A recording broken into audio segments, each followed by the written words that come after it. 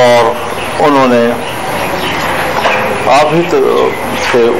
وسیلے سے خبریں آئیں کہ ان کو عزت نفس کا مسئلہ، یہ کون ہوتے ہیں ہم سے پوچھنے والے، اس وضاحت طلبی کے نوٹس جو ہے اس کو انہوں نے پھاڑ دیا وغیرہ وغیرہ جو بھی ہوا. لیکن بڑی وضاحت کے ساتھ کہہ دینا چاہتا ہوں کہ پی ڈی ایم ایک بہت ہی سنجیدہ فورم،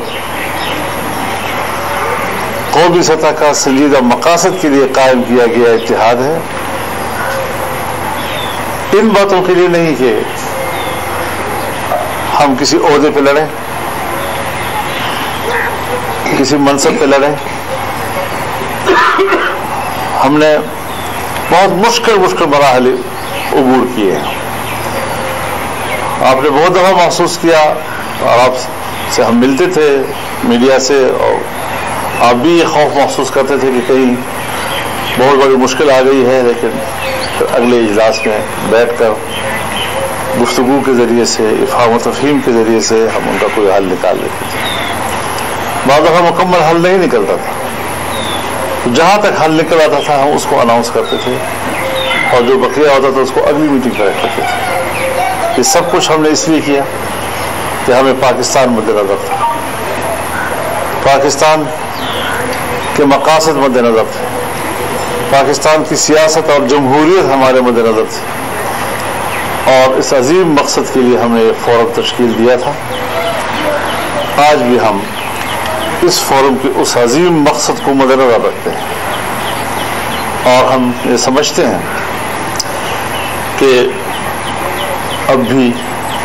ان کے لیے موقع ہے کہ وہ اپنے فیصلوں پر نظر ثانی کریں، پی ڈی ایم کی طرف باقاعدہ رجوع کریں. ہم آپس میں بیٹھ کر ان شکایتوں کو دور کر سکتے ہیں، لیکن پی ڈی ایم اور اس کا جو پروگرام ہے وہ عوام کی امانت ہے. جس کرب سے پاکستان کا عام آدمی گزر رہا ہے،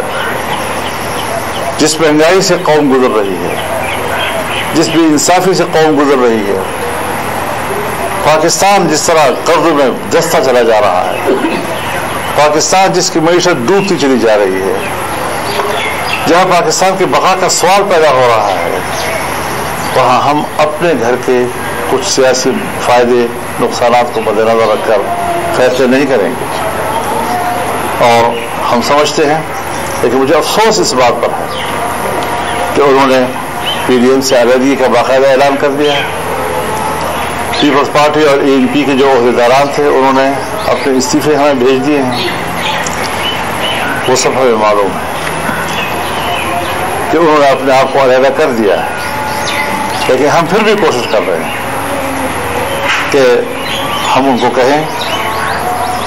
کہ آپ اپنے فیصلوں پر نظر ثانی کریں.